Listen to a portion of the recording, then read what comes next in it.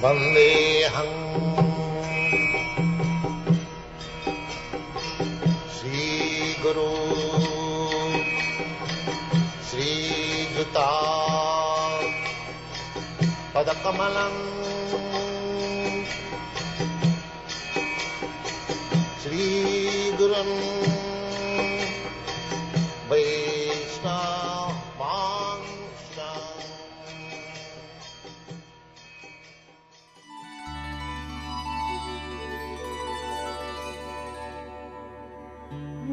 Quatorzième chapitre. La grossesse inopportune de Diti. Shri Shukadev Goswami dit: après avoir écouté Maitreya, le grand sage, décrire la manifestation du Seigneur dans sa forme de Varaha, Vidura, qui avait prononcé un vœu, le pria les mains jointes de bien vouloir narrer plus avant les activités sublimes du Seigneur, car il ne se sentait pas encore rassasié. Shri Vidura dit: ô toi, le plus noble d'entre les sages illustres, il m'a été transmis par voie de succession disciplique que Hiranyaksha, le premier des Asuras, avait été mis à mort par ce même Seigneur suprême, la forme personnifiée de tous les sacrifices, l'avatar sanglier. Pour quelle raison au Brahmana y eut-il un combat entre le roi des Asuras et l'avatar sanglier, alors que le Seigneur soulevait la terre dans le cours de ses divertissements? Les questions foisonnent en mon esprit, si bien que la seule écoute du récit de l'avènement du Seigneur ne parvient pas à me combler. Veuille donc de tes propos nourrir encore et toujours l'esprit d'un bhakta plein de foi. Maitreya le grand sage dit: ô guerrier, ta requête convient tout à fait à un bhakta, puisqu'elle touche à l'apparition du Seigneur suprême. Lui qui libère des chaînes, des morts et des renaissances tous ceux qui autrement sont irrémédiablement voués à la mort. En entendant ces propos des lèvres du sage Narada, le fils du roi Uttanapada, Dhruva, fut éclairé par le Seigneur suprême. Posant son pied sur la tête de la mort, il monta jusqu'au royaume de Dieu. Ce récit du combat opposant le Seigneur dans sa forme de sanglier et l'asura Hiranyaksha, je l'ai entendu il y a de nombreuses années, alors que Brahma, le premier des Devas, le rapportait aux autres Devas, qui s'en étaient enquis auprès de lui. Le soir venu, dit-il, la fille de Daksha, accablée de désirs charnels, pria son époux Kashyapa, le fils de Marichi, de s'unir à elle pour lui donner un enfant. Le soleil se couchait et le sage assis méditait profondément après avoir offert des oblations dans le feu sacrificiel, qui représente la langue de Vishnu, le Seigneur suprême. En ce lieu, la très belle Diti exprima son désir. Ô toi si érudit, Cupidon m'accable de ses flèches contre mon gré, comme un éléphant furieux qui secoue un bananier. Aussi devrais-tu me montrer ta bonté, en m'accordant toute ta miséricorde. Je désire avoir des fils, et me sens fort déprimé à la vue de l'opulence de tes autres épouses. Ce geste, si tu l'accomplis, te rendra heureux.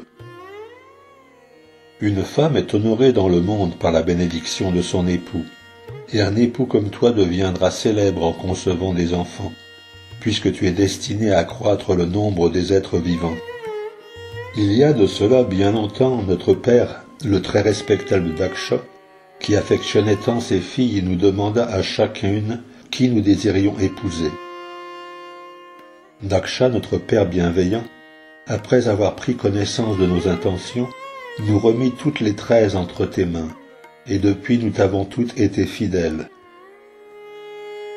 Ô toi dont les yeux sont pareils à des lotus, daigne me bénir en satisfaisant mon désir. Lorsqu'un être affligé s'adresse à un noble personnage, jamais ses prières ne doivent rester vaines.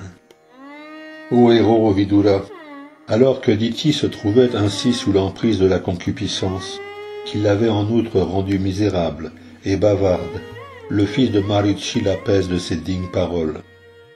Ô toi si affligé, je satisferai sans délai tout désir cher à ton cœur, car de toi seul procèdent les 3 perfections de la libération. De même qu'on peut franchir l'océan sur une grande nef, il est possible de traverser la situation périlleuse que représente l'océan de l'existence matérielle en vivant auprès d'une épouse. Ô toi si respectueuse, l'épouse est d'un tel secours qu'on l'a dit représenter la meilleure moitié du corps de l'homme, car elle participe à toutes ses activités propices. L'homme peut se mouvoir librement sans anxiété aucune s'il confie à son épouse le soin de ses responsabilités. De même que le commandant d'un fort repousse sans le moindre mal tout envahisseur, celui qui a trouvé refuge auprès d'une épouse peut vaincre les sens, quand ceux qui appartiennent aux autres divisions de la société ne peuvent les dompter. Ô reine du foyer, nous ne saurions agir comme toi, ni te payer de retour pour les services que tu nous as rendus. Et ce même en travaillant toute notre vie, et même au-delà. Il est impossible de te témoigner suffisamment de reconnaissance, même pour ceux qui savent apprécier tes qualités. Toutefois, même s'il ne m'est pas possible de rembourser ma dette envers toi, je vais tout de même satisfaire sans tarder ton désir charnel, et ainsi te donner des fils. Mais je te prie seulement d'attendre quelques instants, de manière à ce que l'on m'adresse aucun reproche. Cette heure précise est tout à fait funeste, car les spectres les plus hideux et les compagnons constants du maître des fantômes y deviennent visibles. Shiva, le souverain des spectres, se déplace à cette heure assis sur le dos du taureau, qui lui sert de monture, et accompagné des esprits, qui le suivent dans leur propre intérêt. Shiva, cet être sans tache, a le corps rouge et couvert de cendres, et ses cheveux sont ternis par la poussière qui tourbillonne autour des crématoires. Il est le frère cadet de ton époux et possède 3 yeux. Shiva ne considère personne comme son proche, et nul non plus n'est lié à lui. Il ne tient personne pour agréable ou détestable. Nous honorons avec respect les reliefs de sa nourriture, et nous prononçons le vœu de prendre tout ce qu'il laisse.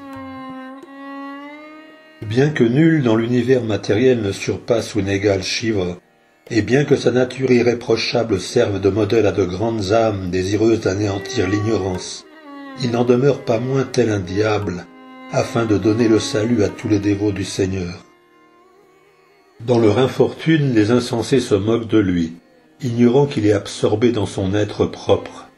De tels sots se préoccupent plutôt de parer leur corps de vêtements, de bijoux, de colliers de fleurs et de phares, ce corps qui servira un jour de pâture aux chiens. Des dévas comme Brahma s'attachent au même rite religieux que lui. C'est lui qui dirige l'énergie matérielle, laquelle se trouve à l'origine de la création de l'univers. C'est un être prestigieux, et son allure démoniaque n'est qu'une apparence. Maitreya dit, bien que prévenue de la sorte par son époux, Diti se sentait pressée par Cupidon et désirait satisfaire son appétit charnel. Elle se saisit alors du vêtement de l'illustre sage Brahmana, tout comme l'aurait fait une impudique prostituée. Comprenant les intentions de son épouse, il se sentit obligé d'accomplir l'acte interdit. C'est ainsi qu'après avoir rendu son hommage au destin, il s'allongea auprès d'elle en un lieu solitaire. Après quoi le Brahmana fit ses ablutions et maîtrisa son verbe, en s'absorbant dans une méditation sur la radiance éternelle, et en chantant pour lui-même les saints hymnes de la Gayatri.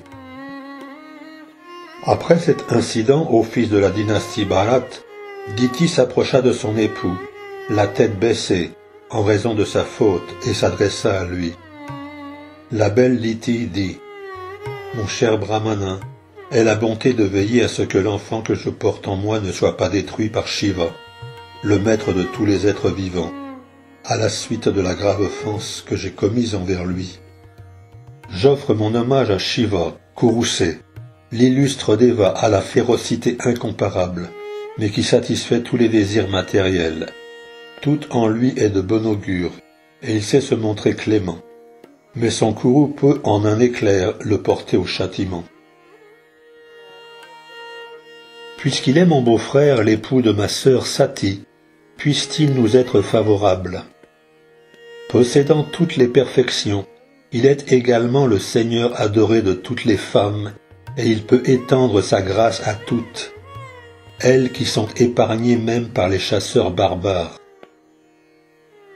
Maitreya dit, Kashyapa, le grand sage, s'adressa alors à sa femme qui tremblait par crainte d'avoir offensé son époux. Elle comprenait qu'il avait été détourné de son devoir quotidien, celui d'offrir des prières le soir venu. Mais elle n'en souhaitait pas moins le bien-être de ses enfants en ce monde. Le docte Kashyapa dit, « Vu la souillure qui s'est emparée de ton mental, l'heure inopportune, ton insouciance à l'égard de mes directives et ton indifférence pour les devas, tout a pris un caractère funeste. Ô femme audacieuse, 2 fils méprisables naîtront de ton sein entaché, et ils seront, ô infortunés, cause d'affliction constante pour les 3 mondes. Ils feront périr de pauvres innocents, violenteront les femmes et mettront en rage des grandes âmes. Alors le Seigneur souverain, maître de l'univers et bienfaiteur de tous les êtres, descendra en ce monde et les fera périr, à la manière d'Indra qui fracasse les montagnes de sa foudre. »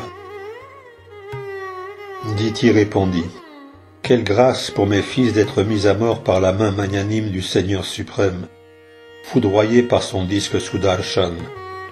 Ô mon époux, puisse-t-il ne pas être tué par la colère des Bhakta Brahmanas. Celui que condamne un Brahmana, ou qui inspire toujours de la crainte à autrui, ne reçoit les faveurs ni de ceux qui vivent déjà en enfer, ni de ses semblables. » Kashyapa le docte sage dit, « En raison de ton affliction, de tes pénitences et de ta mûre réflexion, mais aussi à cause de ta foi indéfectible en le Seigneur suprême et du culte que tu portes à Shiva et à moi-même, un des fils de ton fils sera un authentique dévot du Seigneur, et sa renommée sera aussi vaste que celle du Seigneur suprême.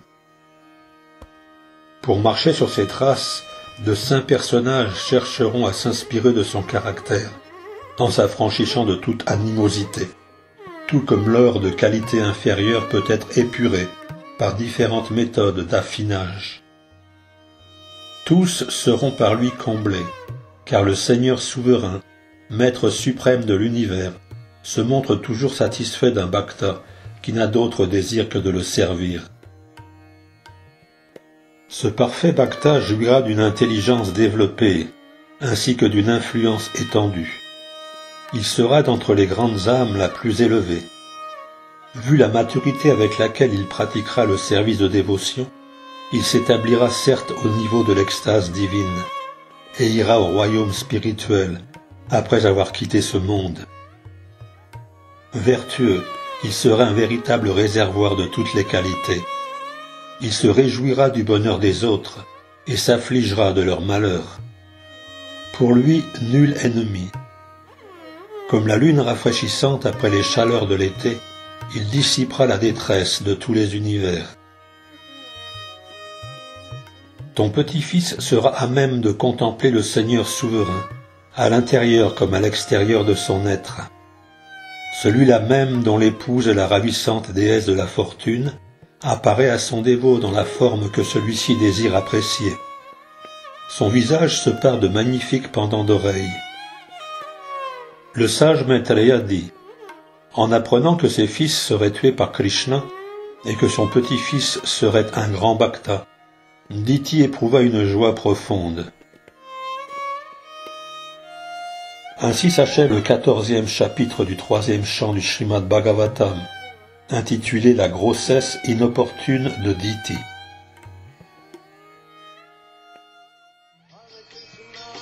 Hare Krishna, Krishna, Hare Hare,